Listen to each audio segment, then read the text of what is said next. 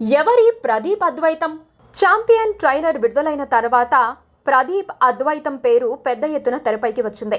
బైరాన్పల్లి లాంటి చరిత్రని ఇన్ని కమర్షియల్ ఎలిమెంట్స్ ట్రైలర్లో చూపించడంతో ప్రదీప్ అద్వైతం గురించి జనాలు మాట్లాడుకోవటం మొదలుపెట్టారు. ప్రదీప్ అద్వైతం న్యాయశాస్త్రంలో పట్టభద్రుడైన తన మనసు ఎప్పుడూ క్రియేటివిటీ వైపే సాగింది.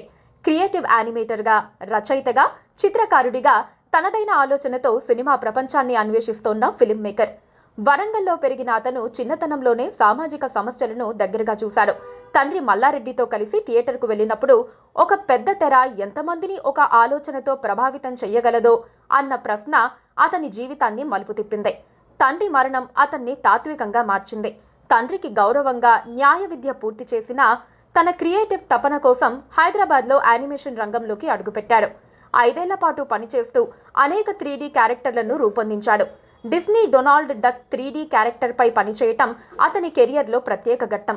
ఉన్నత పారితోషిక ఆఫర్లను వదిలి 2007లో సినిమా రంగంలో అసిస్టెంట్ డైరెక్టర్గా ప్రవేశించాడు.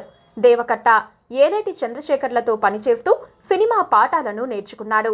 2010లో తెరకెక్కించిన తొలి షార్ట్ ఫిలిం అద్వైతం అతనికి జాతీయ అవార్డు, నంది అవార్డు తీసుకొచ్చింది. మానవ ఏకత్వాన్ని చెప్పిన ఈ చిత్రం అతన్ని ప్రదీప్ అద్వైతంగా గుర్తింపు తెచ్చింది. తదుపరి కాలంలో 2 ఫీచర్ ఫిలిమ్స్ చేసినప్పటికీ తక్కువ బడ్జెట్ కారణంగా అవి వాణిజ్యంగా నిలబడలేకపోయాయి. అయితే ఇప్పుడు అతని కలల ప్రాజెక్ట్ ఛాంపియన్కు స్వప్న సినిమాస్ జీవం పూసింది. ఎప్పుడు కొత్త కథలు, ఫిల్మ్ మేకర్స్ ప్రోత్సహించడంలో ముందు వరుసలో ఉండే ప్యాషనేట్ ప్రొడ్యూసర్ స్వప్న దత్ ఎక్కడా రాజీ పడకుండా ఛాంపియన్ సినిమాని నిర్మించారు. తాజాగా రిలీజ్ అయిన ట్రైలర్ అదిరిపోయింది. సినిమాపై అమాంతం అంచనాలు పెంచింది.